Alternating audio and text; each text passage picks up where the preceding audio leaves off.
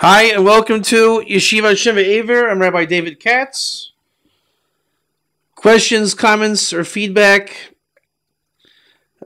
after the class has been delivered, I can be reached at rabbikatz@virtualyeshiva.com. And the article.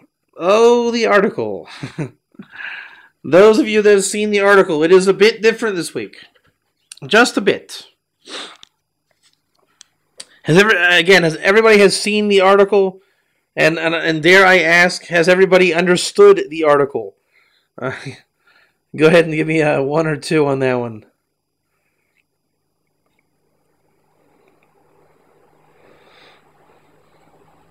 There we go.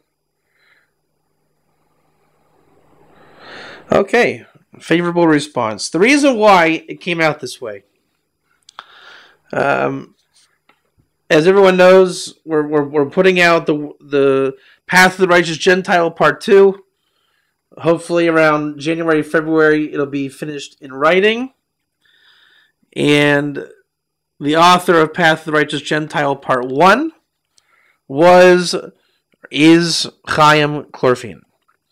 And we are writing the book together. So we work on all these issues. And the topic of the article was up for grabs. I hadn't really thought into it. The Zohar, as it turns out, gets really into what the article's about. And Chaim says, that's real. I mean, we share ideas all the time. So he says, that's the kind of thing that really has to be a poem or a song. I think he was half kidding. And I wasn't. So, yeah, I agreed. It's not the kind of thing that you want to make a technical halachic pill pull. And it was a tragic decision because the alternative article to write was really the mazel moment of the entire Torah, which you know what, Joe, remind me on this one. Gear number 20 on Wednesday. I want to make this official. Gear number 20 on Wednesday is going to be Abraham and Eliezer and Rivka. Let's make that a fact, because I really wanted that to be the article today. How Eliezer had this mazel moment, getting Rivka, such a mazel revelation, how he knew what was going to happen and it happened. So I was going to write the article about that. And as we're saying now, it's going to be gear number 20. But the Zohar really captured my soul, my heart, when understanding the whole Hagar, Keturah, Sarah, Abraham square. And with that said, the poem was born. It was a story that had to be told, once in a lifetime opportunity. It came out coherent, so they say. And that's the article.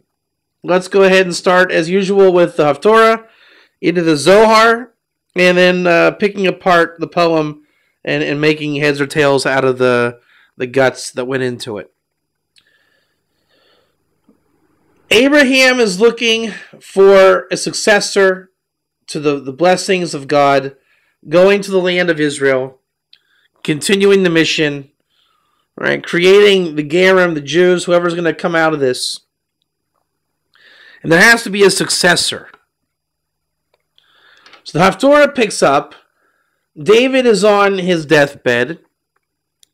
He has Avishag with him. And as we learned, this is David's Atzilus counterpart. Right? David goes up to the Kabbalistic spheres in learning and awareness of God with his holy learning partner, who he's not intimate with, says the verse itself, Avishag. Is understood that it could be a counter opinion, but the Rove commentaries suggest she was in fact a ger. David is with her. They come to David, and Bathsheba suggests that the kingdom is not going to belong to Solomon. It's a problem, and we know that Solomon is the rightful king to come out of David. David then declares Solomon the king. And the commentaries make note that the Haftorah ends, just as Solomon is declared king, Bathsheba succeeds, and everything is fine and dandy.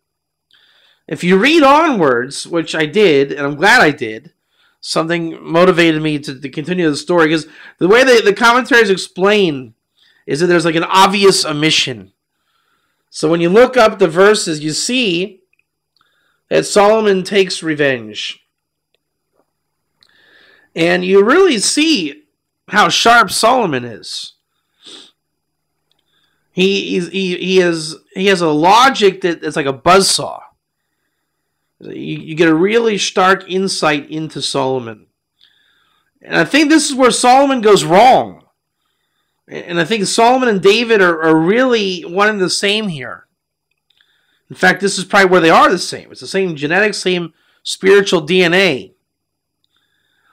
Is when you have the power of God, it's awfully tempting, we see from the Torah, to use that power of God.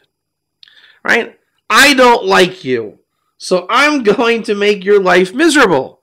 Right? I'm probably right that I don't like you. I'm righteous. I know what I'm doing. You really burned me the wrong way. I'm going to make your life horrible. God really doesn't like that. Solomon says, I know what I'm doing. David says, I know what I'm doing. And did anybody suffer more than David and Solomon? You get the Tehillim from David for making these calculations. And King Solomon, he had more service than anybody. Some say that he was off the throne for X amount of years. His temple was destroyed.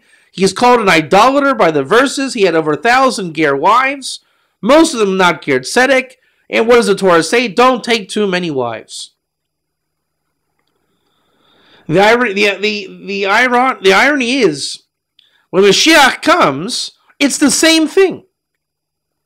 Only Mashiach is told by God, by whatever power is necessary, do this, do that, or if I don't say anything, don't do anything. It's the common phrase, who told you to do something? Who told you to do that? I didn't tell you to do that. So when God does let Mashiach in on action, we know that by the negative of Solomon and David. Solomon and David did on their own. Now they had Malchus. They had kingship. The difference is Mashiach ben David, Mashiach ben Yosef, is Malchus, Melech Mashiach, the king Messiah. David and Solomon were kings, but they were not the king Messiah level. On that level, God is above you. God tells you when to move. Slide over to the Zohar. The Zohar had 85 pages in the commentary of the Sulam. 85 pages, which is exciting. Every Shabbos is exciting. You open up a brand new book of Zohar. You don't know what you're in for. Every week is generally pretty much off the charts. You're going to hear things and see things that you never dreamt before. You're going to consider things you never considered before.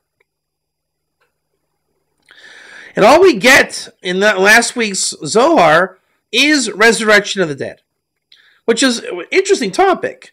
But it goes on and on and on and on and on. It never stops. You go through 85 pages and you say, okay, that was interesting. I learned a lot about resurrection of the dead. And then when you step back a little bit, you start to see why that was the predominant topic. A couple of side issues under that umbrella. Zohar does give a fantastic answer. Why is Noah nothing compared to the time of Abraham? We've all heard this question. Noah exists in the generation of Abraham. Noah wouldn't have amounted to very much. I'm sure we've all heard this. We've all been bothered by it. Doesn't add up.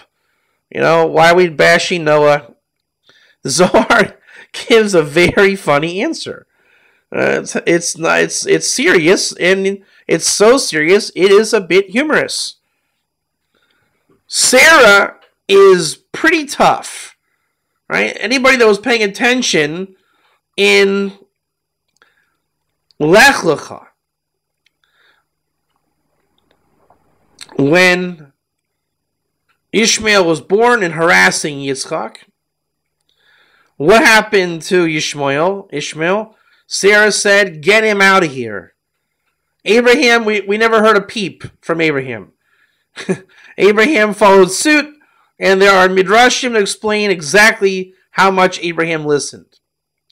So we start to learn the ins and outs of Sarah. She was a greater prophet than Abraham, they say. And Noah's wife, on the other hand, what's her name? Naamah, right? It's Naamah? Something with comely. Yeah. So we hear that she was not that fantastic of a woman. Noah was driven by self-motivation, relationship with God. In fact, she was a bit of a liability, according to the Kabbalistic sources, the Midrashim. So you put Noah in Abraham's generation, and the Zohar explains Sarah has a fit. She doesn't like Naamah at all. Right? So once you start knocking her down, I think the premise is psychology of man. Adam's going to be about half the guy. Or not Adam. Noah's going to be about half the guy. Meanwhile, Sarah's keeping Abraham vertical. So that's an alternative, laterally thought out answer as to why Abraham was superior to Noah. It has nothing to do with the men. It's the women. And that's generally the story, isn't it? That, you hear, we just came out of Egypt and we were redeemed. And then the tail end, and it was the merit of the women. In the times of Mashiach, it'll be the merit of the women that we come out of this alive. Right? That's always a prominent theme. And with Abraham and Noah, Sarah was the dominant, victorious prophet of God. Another interesting aspect mentioned in the Zohar, prayer. Every ger in the world wants to know, what in the world are we doing with prayer, correct? Very common theme. It comes up all the time. Are we making a prayer book? What are we doing? So 2 parts go into this. At the end of the book of Devarim, it says that when Moses stands to pray, this is, let's say, the world of Atzilus, which is the highest spiritual world, and there's the world below that, which is Bria. Jews and Gerim are composed of the 2 highest worlds. And then it's kind of a bummer. The Zohar says prayer, in this respect, not for the Noahites, not for the Gerim. And you say, well, that kind of stinks. It's everyone wants to know, what do we do? What do we do? What prayers do we do? How do we do it? What goes into this? So then you get a buzzkill that, nope, nothing. And I accepted it. What can you do? It's a tradition from Moses. Then this week, they actually say, but you were not paying attention. Moses, as we mentioned him back then, he was standing erect. And the comparison is to tefillin.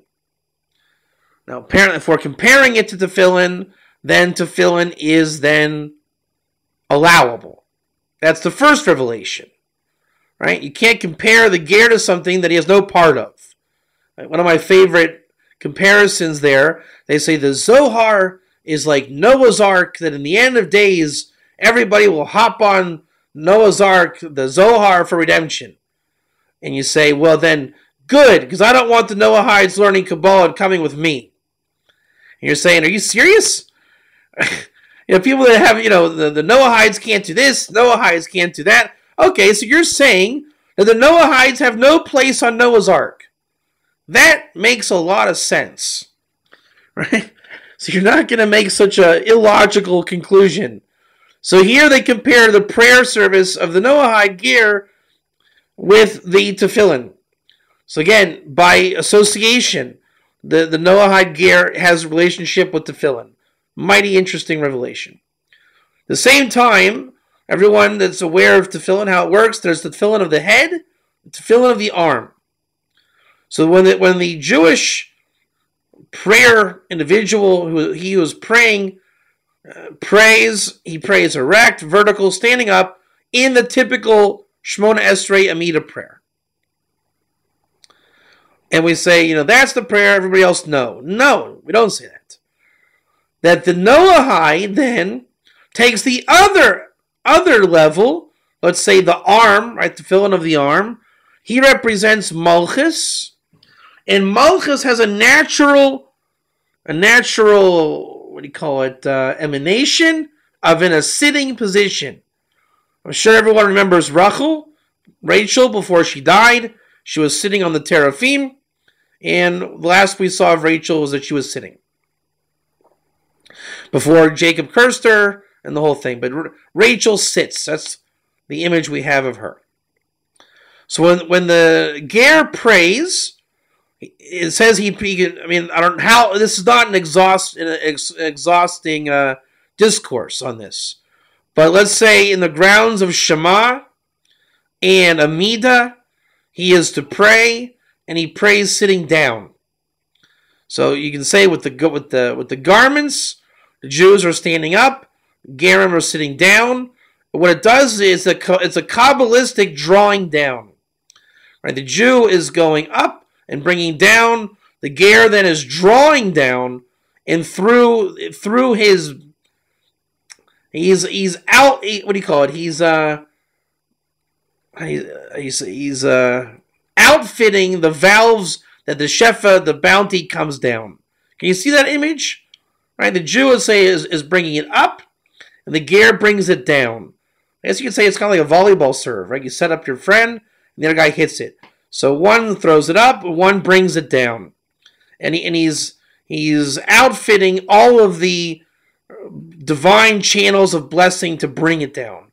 So it's a tandem union and in unison prayer service.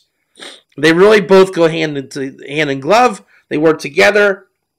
This is comparable to Abraham, the Malchus in Bina, understanding, and the Ger, which is like Moses in Malchus kingdom proper.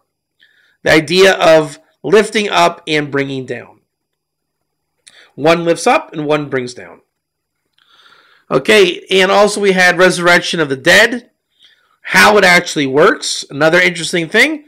In the end of days, when Erev Shabbos happens, right? The moments before Shabbos, which 6 days of creation, 6,000 years. When do you have Erev Shabbos? Zohar actually lets us know it is this year. Right? We can start to pray Mincha from 12:30 p.m. onwards on the 6th day of creation on a 6 a.m. to 6 p.m. clock. As the Zohar works out, 5774 is really the beginning of the open level of redemption. That effectively is called Erev Shabbos. In Jewish law, you can begin to separate from forbidden labor right now, from Mincha.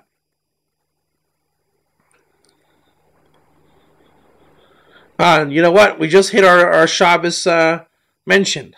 Every article we try to mention Shabbos. So then, I guess what a nice way of saying, resurrection of the dead happens at that time in history, which is now.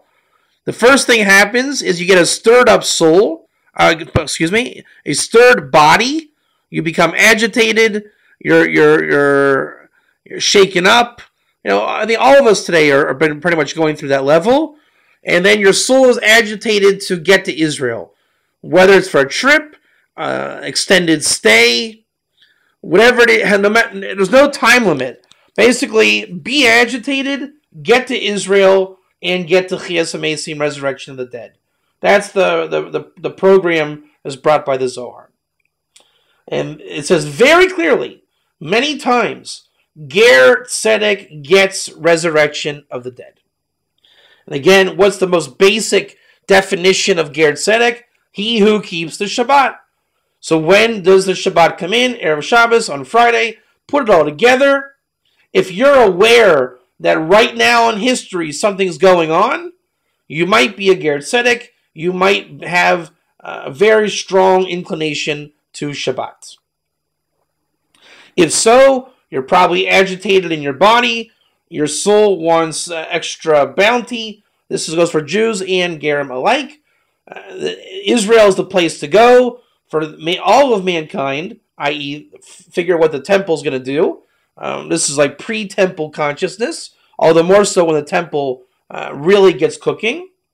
That worldwide, you're going to have a big Naaman moment. Right? Everybody's going to be agitated, looking for the prophet of Israel, Jews and Gerim alike, and the souls will come down, and resurrection of the dead takes place. It's not the zombie movement. I don't know what's going on in America. I'm trying to understand where the zombie stuff comes from. I don't understand it. I'd like to kind of know why they're doing it now, of all times in history, but it's not a zombie moment. And that's what the article is based on. Sarah dies, ironically, in the parsha called Chayei. Did you ever think about that? Did you ever think, why are we calling it the life of Sarah in the parsha where Sarah dies? I mean, you could say it's poetic, it's figurative, it's when a tzaddik dies, he really lives. And a lot of these little anecdotes that we offer that don't, in my opinion, don't add up. In fact, when we do say they add up, that is the trance. You may have heard me speak about the trance before. What's the biggest example of the trance? When I read Ger in the Torah, I say that's my convert friend. I don't know of anybody else in the world that's a Ger that's not a convert.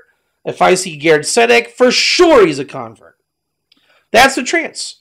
We are told that you don't exist. There are only converts. There are idolaters and people who convert to Judaism and Jews. When you wake up out of the trance, you look around and you say, wait a minute, this sounds like it's talking about me. Wait a minute, blah, blah, blah. Then you find out, you open up the books, you get out of the trance, you look up the sources, you say, wait a minute. Maybe at best, one out of like 20 sources in the Torah that says Ger is an actual convert. Parashas Chayei, you will give the carcass to the Ger. If you say that's a convert, you are suggesting that a Jew eats non-kosher meat. If you say it's a Ger Toshav, which it happens to be, you are fulfilling a divine command of eating non-kosher meat. So that you see that the consequences are grave for being in a trance-like state, which it's God imposed it. God has made so that for basically since the beginning, people just overlook things. Right? We get to a thing we don't understand. What's the word in Yiddish? Weiter, weiter, weiter. Keep going. We don't have time to answer hard questions. And you learn about 50% of the Torah that way, and the other 50% you said weiter. Now, why is it so hard to understand? Why do we get to a hard part and say, keep going? Because we are told that it's all Jewish, so certainly I am Jewish, and I understand all of Judaism. I should have no problems, right? On paper, it all works out. Jewish guy, learning Jewish books, in a Jewish country with a bunch of Jews, I should know everything. And my logic tells me I don't know everything. But the big rabbis, they do know everything. So they must have super duper powers. And we believe little mythologies and myths, and everything goes astray that way. You might get a false religion that way. You might get a false sect of Judaism that way. You get false philosophical views that way. You may even consider yourself a bit of a mythological being that way. The great travesty that's taking place is if you would stop, talk to a Ger, if you can open your mind up to fathom that, talk Torah with him, and all of a sudden, those really hard little things that we tripped on, first of all, they were not small, they were huge, they were the Ger, that is the two worlds colliding. And when you resolve these issues, you get 100% of the Torah, the mythology goes away, the complexity goes away, the difficulty goes away. Everything goes away. So now let's go into the article. it pits us against one of the most challenging issues that we're faced with in the entire Torah, in my opinion. Sarah's going to die. She hears of the binding of Isaac and dies. The Satan tricks her into showing her that Yitzchak was dead. She buys it. She falls off the roof, and she's a goner. Abraham then hooks up with Eliezer. They go and get Rivka. Rivka comes back after Eliezer deals with Lavan, our good friend Laban, the swindler. Rivka and Isaac marry. He loves her. In fact, we learn the laws of marriage from them, the proper way of doing it. Isaac is consoled over his mother. The very next thing we find out, Abraham takes a wife named Keturah. They have 6 sons. Abraham sends them east with gifts.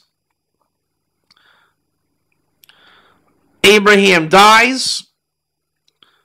Isaac and Ishmael bury Abraham, and Ishmael lived out his years. The parsha was called Chayei Sarah. Was there any Chayei Sarah there? Maybe when Rivka and Isaac got together, maybe. And he was consoled over his mom. So you can really force yourself here to say, yeah, that's where she lived. But not really. We're saying she's dead. This is that Solomon cold-hearted logic from the Haftorah. How can we lie to ourselves and say, yeah, I see how she's alive there, when she's dead?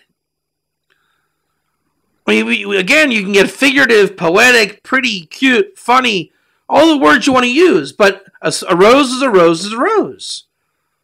She's not coming back. It's not even like in the Tanakh where Samuel is like resurrected. He comes and talks to Shaul. Right? There's no Jonah who dies when we get a view of the other world. If you read into the commentaries like the Vilna Gaon, Sarah's gone, not coming back. So there's not much Chayei Sarah going on. And then there is the proverbial, or is there? Let's see where she comes back. But before we do, remember that the thought process here is the trance. Right? I am told Sarah's dead. I am told she's not coming back. I am told Gerim are not real. Right? We have a very trance viewpoint of the universe. Right? Noahides do their 7 and go to heaven. Jews were always right. We never were wrong. Right? We know the party lines. We know the party lines. And we also know the truth. People overlook the facts. People get stuck and move on, as we said. And in the end, you have a watered-down, weak Torah learning on both sides. Both sides. And this is orchestrated by God. This is not anyone's fault. It's not a blame. It's called humanity. And God saved the best for the end. Save the best for last. Which, as we said, the time of the resurrection of the dead happens the time of Erev Shabbat, when Shabbos is coming in, which we know by the Zohar and by the laws of Shabbos themselves, now is around that time. Some people sense it, some people don't. B'ezrat Hashem, we will all sense it and experience the Naaman program together, where everyone wakes up and says, man, I need a prophet of God pronto. Now, in the Parsha, where's the biggest place we find this little bamboozle? If anybody can follow along, if you have an art scroll chumash with you right now, I urge you to get it. Open it up. All right? Is anybody with me here? Give me a 1 if this is you I'm talking to. If this is you, give me a 1. All right, John, anybody else? All right, go ahead, get your art scroll. Go to the very last page of the Parsha. Okay? I'm sure everyone is aware that when Sarah died, it said she was 127 years. Can I get a affirmative on that? It says 100 years and 20 years and 7 years. And then we have Abraham dying, and it says, oh, look at this. He was 100 years and 70 years and 5 years. Right? Go ahead and tell me, what does it say by Ishmael's death? Can anybody say real quick? On the last page, Abraham's dead, Isaac and Ishmael bury. Abraham, Ishmael's going to die, and what does it say? Does it say 130 and 7? Or does it say he lived to be 137 years old? In the English, Annie. In the English. What does the English say? The English of the art scroll, right, 137. Right? Is that uniform across the board?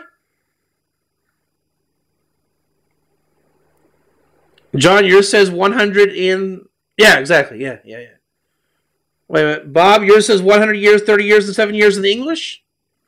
Is this correct? Because most art scroll editions, I don't know if you're in the Hebrew or the English, Bob, but in the English it says 137 years.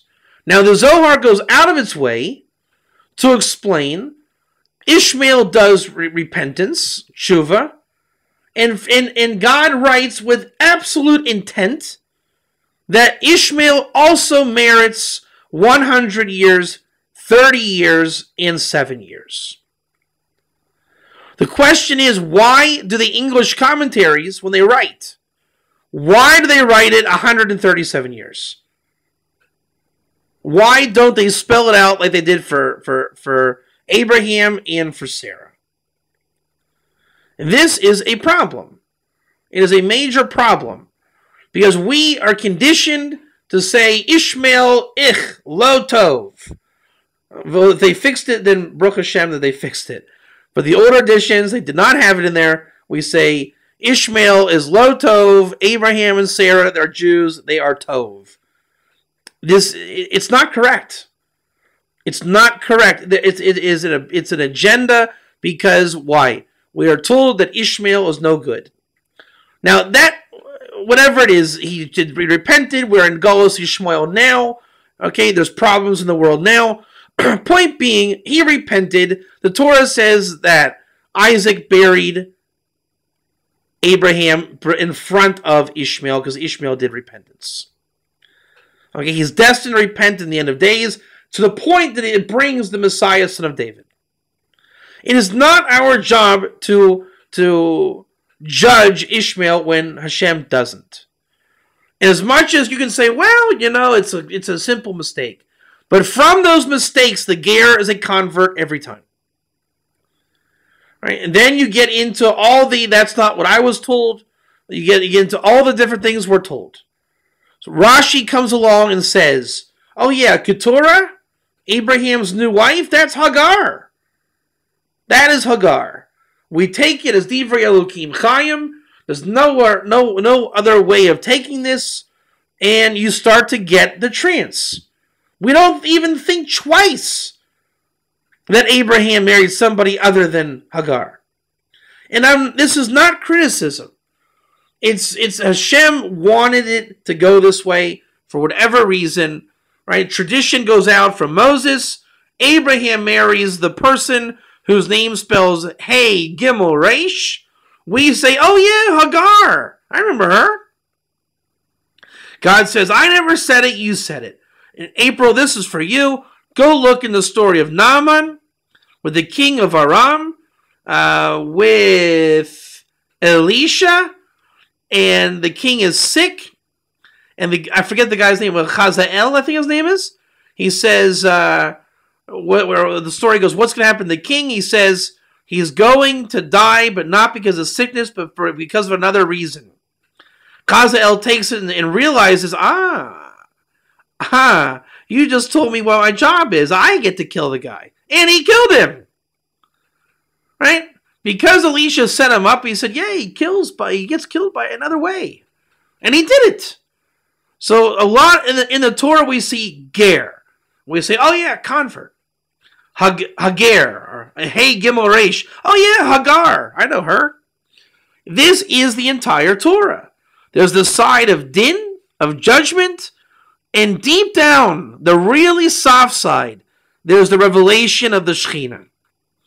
The side that's really soft, really feminine, that Bina side, right? I'll give you a great example. Speaking of Yishmael, I was an English teacher in a Muslim village. And on the whiteboard, I came in, before my class. They must have been learning English there. And it said on this, right? Everyone, I'm sure the women here, you'll like this. It said, want plus not equals won't. And I thought, how fantastic is that? These people are learning English like that. It's like a soft-minded, Bina understanding approach to English. Now, any man on the face of this planet will say will plus not equals won't. And I actually put this to the test with my wife. I said, okay, when I get asked to take out the trash, and I don't, it doesn't get done. All right?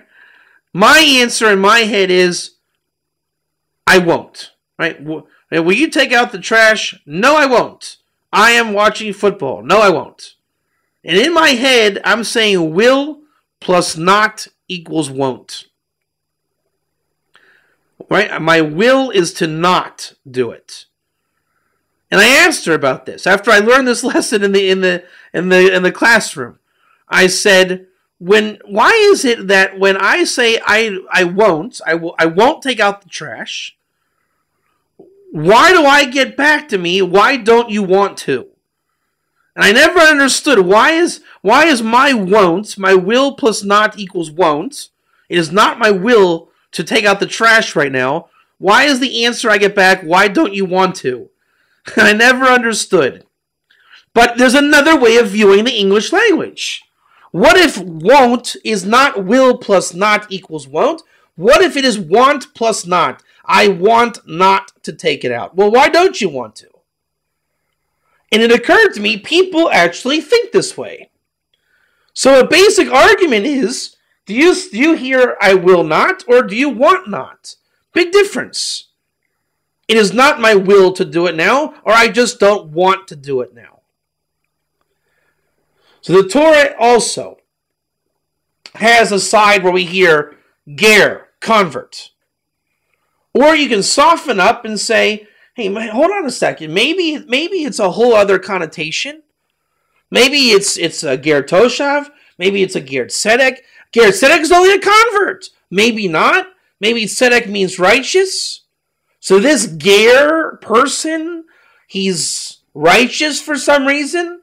And then we learn Rabbi Nachman and the Sifri and say, yeah, he is righteous because he comes from very far away, either spiritually or physically.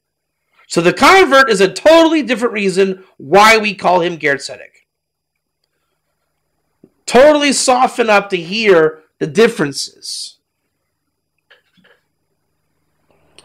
Thus, when you have the Hagar, maybe it's not the same Hey Gimel Resh we thought. Maybe when Rashi says it, it's Hagar. And we thought he was referring to Hagar. Or when Moses leaks out the tradition, it's Hey Gimel Resh, and Rashi says, oh yeah, Hagar. But then the other commentaries say, what are you, nuts? She was long ago dead. Not happening. She's giving birth at a million years old. All right, so when Yishmael has the numbers, we say, it's just Yishmael. God made a scenario called Hister Panim. God hides his face. When I hear Yishmael, I say Ich. When I hear Hey Gimel Resh, I say Hagar. I don't think. The end of days, we come to say, hey, wake up. Shabbos is coming. The Shabbos queen is coming. Bina understanding is coming. Soft mind is coming. Don't just won't do it. How about you want plus not do it? Hear the other side. Here, the other side. The women have a way, the men have a way, and there might not be the same way. Maybe somebody calls want where you call it will. It is that crazy. When you start to understand what people are saying, instead of bickering and fighting over, that's not what I was told, or that's not how I say it, well, maybe that's how they say it. Maybe God wants to know and let us know that Yishmael repented and he lived 137 years. Which brings us to Hagar. Abraham takes a wife called Keturah. Rashi, it was Hagar because she was comely like the incense of Keturah, i.e. Keturahs. This needs to be looked at. Every commentary in the world says impossible. Impossible. So what if it comes from God that there's to be revealed? We know last week in the Zohar, Abraham merits Olam Haba. Right? When you say, well, he could have done a little better on the Akedah. Binding of Isaac, I would have done a little differently. Right? I would have challenged God. I would have said, God, who do you think you are to kill my son? And we become self-righteous and we say, yeah, that's right. I got the real answer. Why do we do that? Because Abraham, who's Abraham? What did he really do? Okay, he went to Israel, great. Founded some nations, great. But in the end, died like everybody else. Made mistakes like everybody else. The Talmud will say he made 3 mistakes. He took back the ex-wife, not the one he loved, Sarah, but the Egyptian maidservant, and died sending his kids east to become a bunch of Buddhists and Hindus. I'm sure we've all heard that story. Am I correct? We love Abraham. He was great. But in the end, he just didn't step up to the plate. What did he do? Not much. Then you get into the Zohar and it says, wait a second, hold on. You were just loving the guy, right? The angels came, you were with them. He got the bris milah, you were all with him. And then what happened? You left the guy. Zohar says, cut.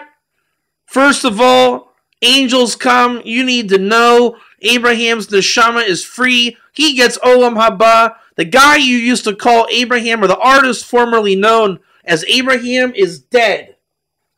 It's now Super Abraham. Call it the Chesed Kindness Program. He is bringing kindness into the world.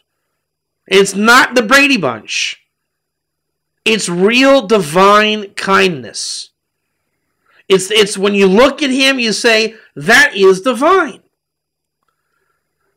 Right? As much as John Travolta defined cool at one point in history, okay, we saw it and we said, that's how you smoke a cigarette, that's how you wear a leather jacket, that's how you get your hair cut, that's how you talk.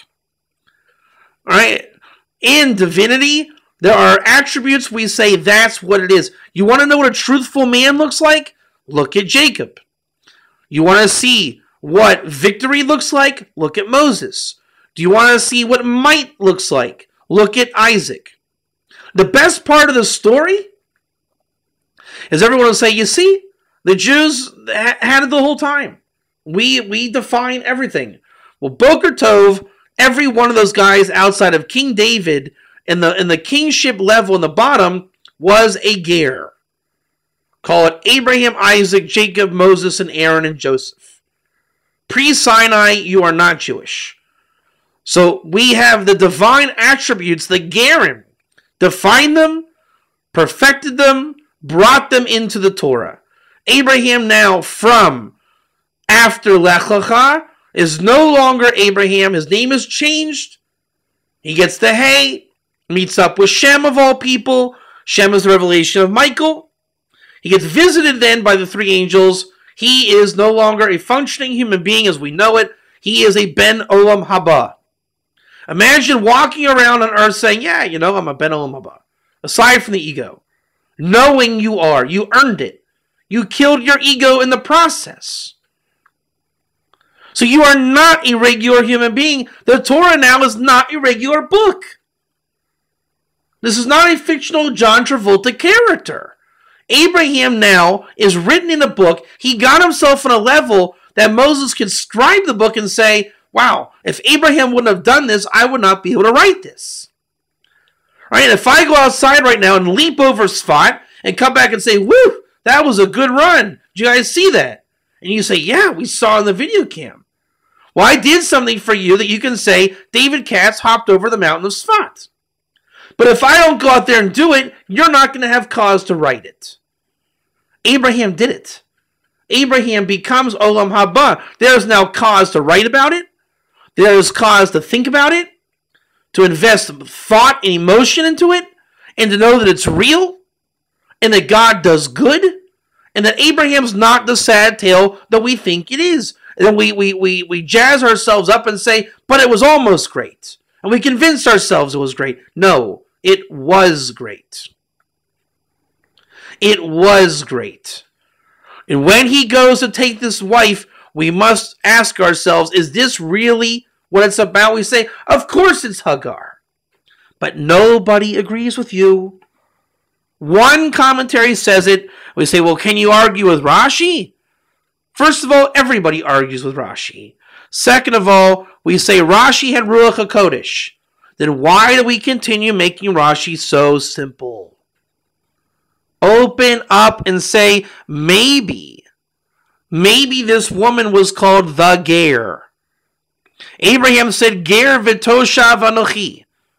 Ger and toshav I am. Which means, in the commentary, Ger is Ger Tzedek. You want that answer? No? Okay, fine. Ger toshav I am.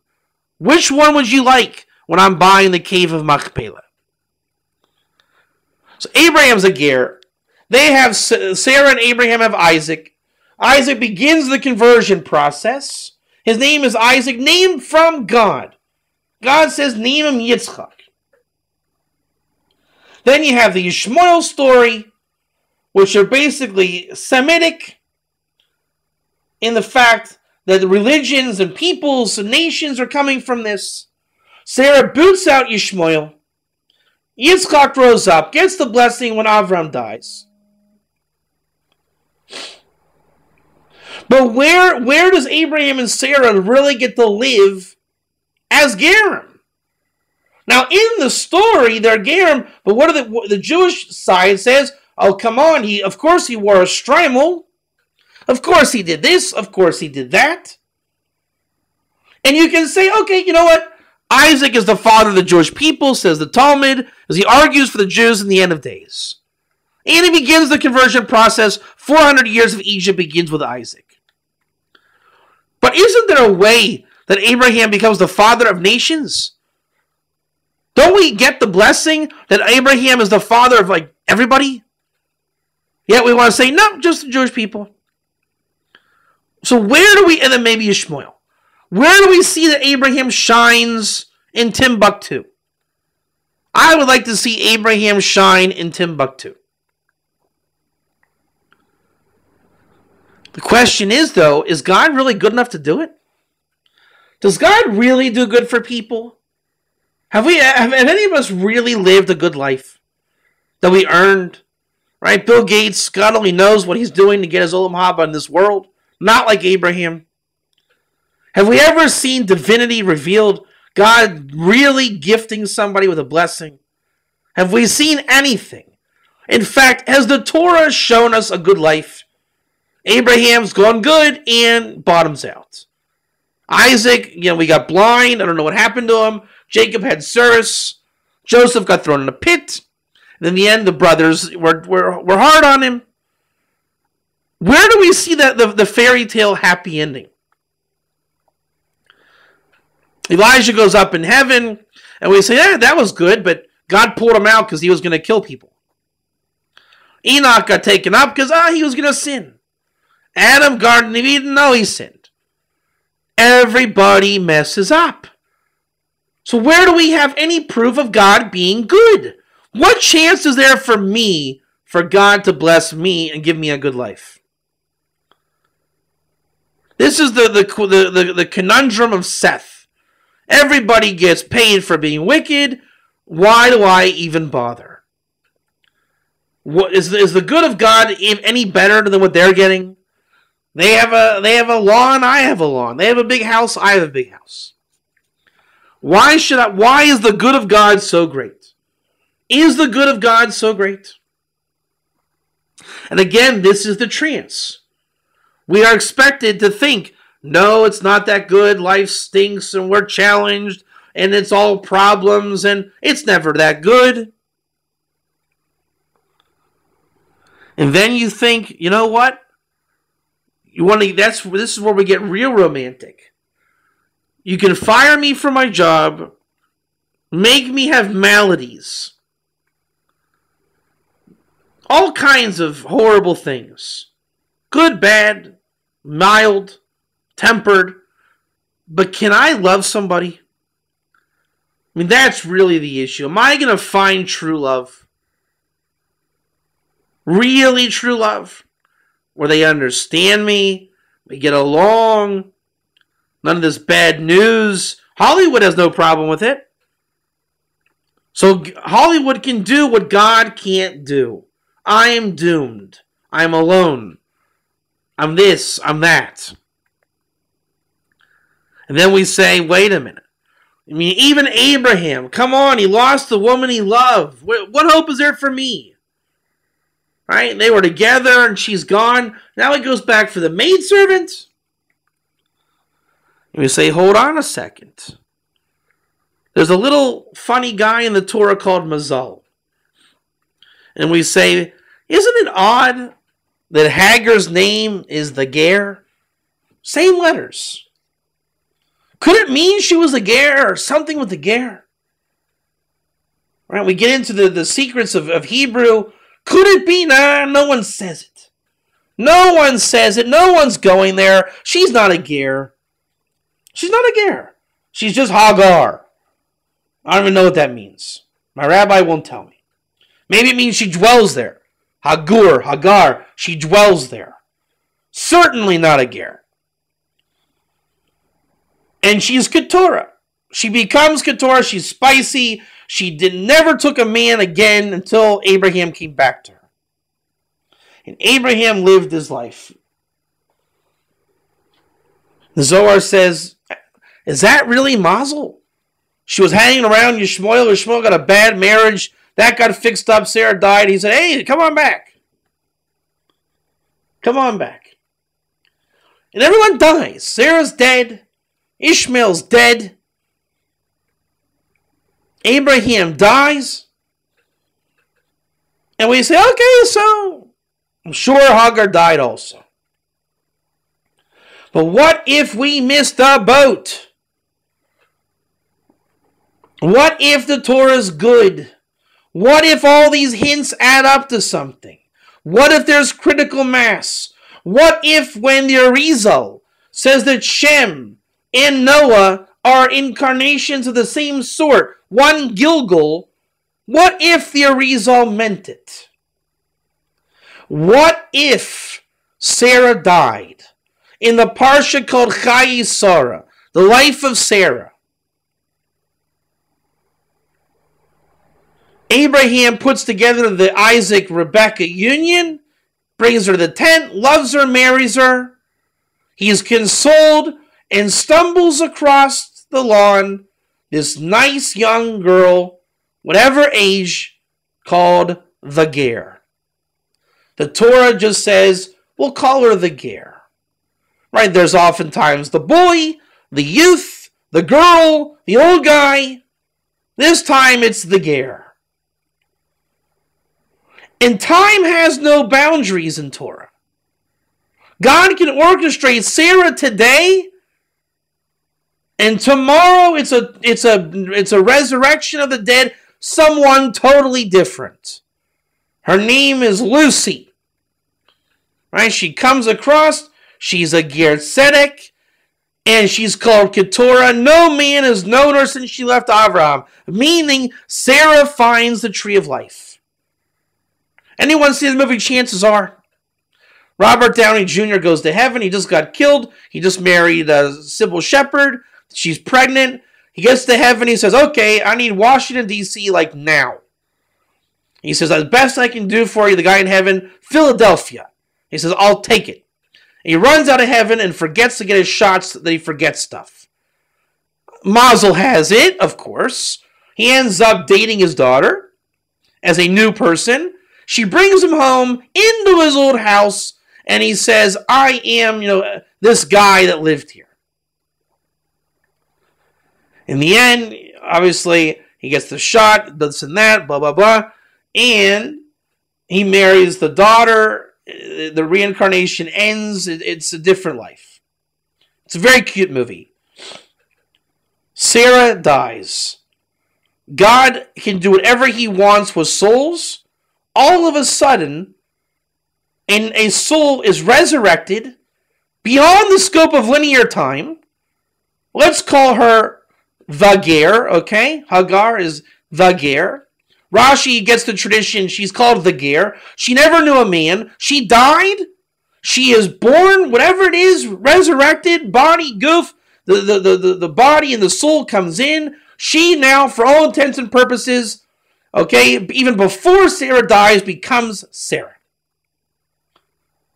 She grows up becoming Sarah. So that when Sarah's dead, Abraham's there, he finds her, they stumble across each other, Mazal has it, Abraham marries the Ger. And she's called Keturah. What's the sign of a Ger Tzedek woman? Not knowing a man. Which is why the Ger Tzedek woman and the Midianite women can come with the priest in the book of Bamidbar. He says, wow, she's strangely familiar. And he understands. Whether she understands or not my business. The point is, Abraham meets up with the Ger.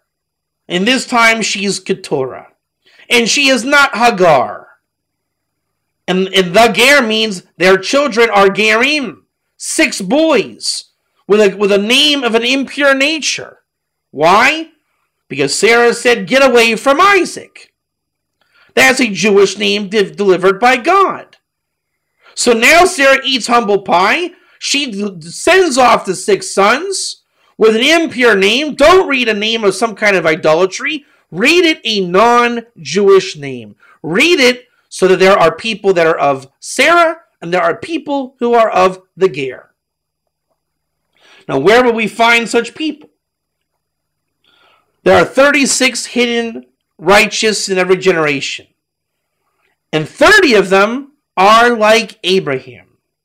3 are not in the count. 3 are angelic in clothing. 36 hidden. You may have called them the Lamed Vav Tzadikim.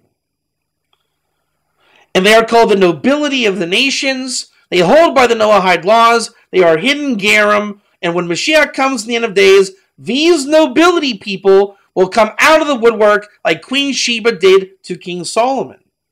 And who's their father? Abraham and the Ger.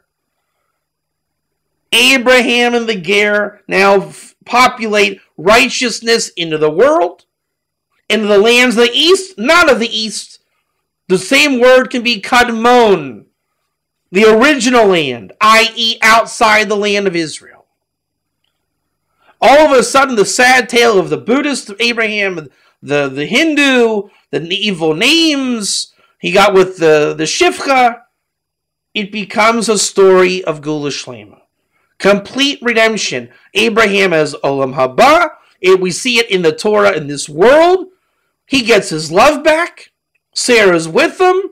She has Techiyas Amesim. Why does the Zohar go on for 85 pages of resurrection of the dead?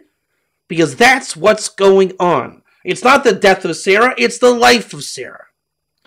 Shem and Noah, one same incarnation.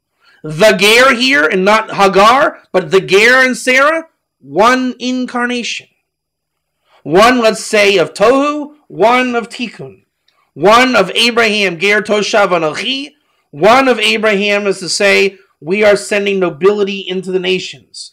In fact, look at Tehillim 110, spoken to Abraham, some say, or to the King Messiah. On that day, the men of nobility will volunteer for you. Also referred to Tehillim number 45 through 48.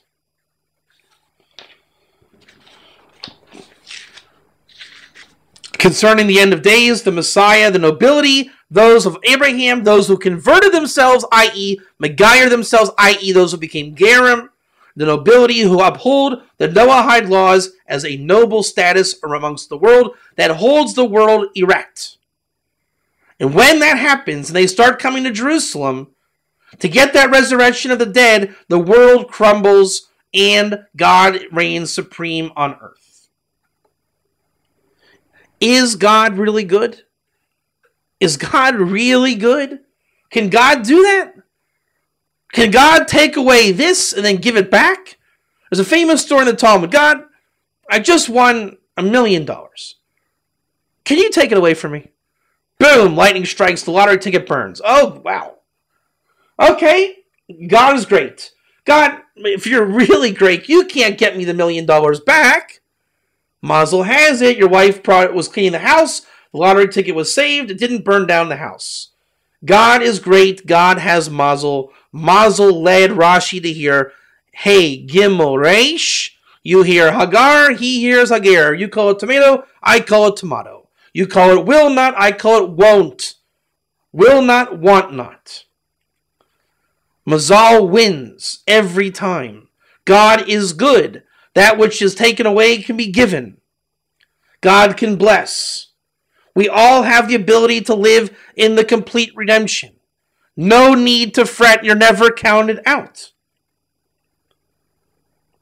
In case you didn't notice, the article was written like a poem. It was written like a poem. We find in King Solomon's Song of Songs, the essence of redemption is encapsulated in what the Vilna Gaon calls V'kol haTorah nishma b'artzenu. The voice of the turtle dove is heard in the land. Short-termed, V'kol haTorah.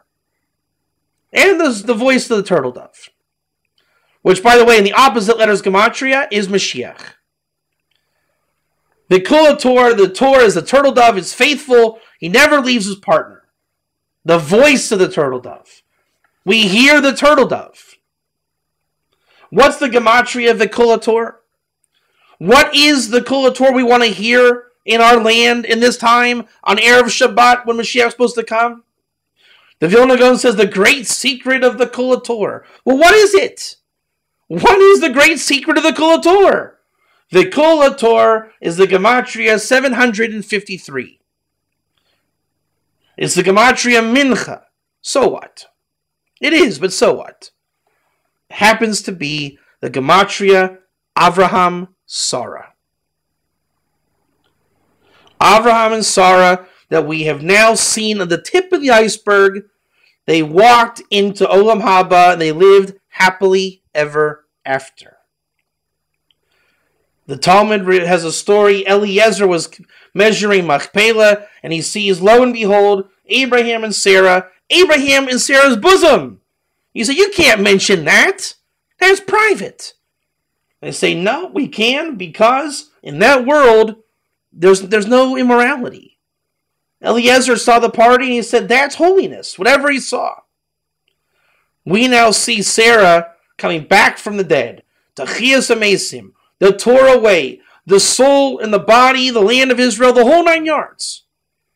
Gilgulim, the souls, God's providence, God makes things good. And that's what the story is about.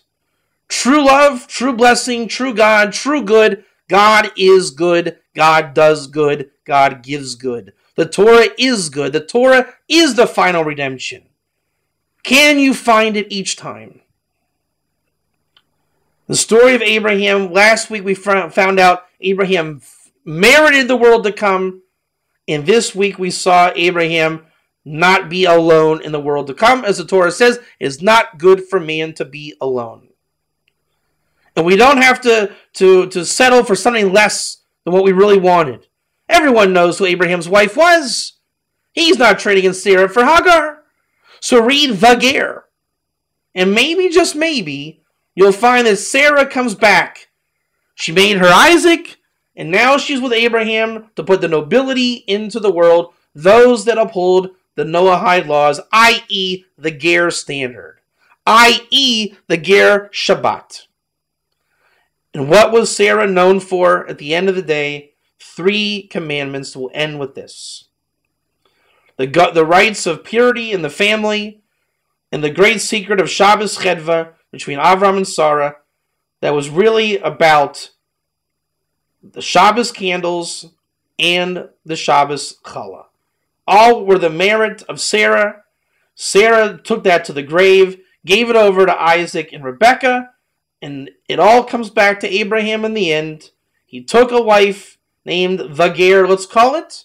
She was Keturah, fresh like divine incense. And their job was to put the nobility of the Ger into the world, so that in the end of days, there will be a King Messiah who is victorious, and that victory will come on Mount Zion with the laws of Noah upheld in the world. Thank you very much. Have a great week. See you on Wednesday. Ger number 20, Eliezer, Abraham, and Isaac and Rebekah.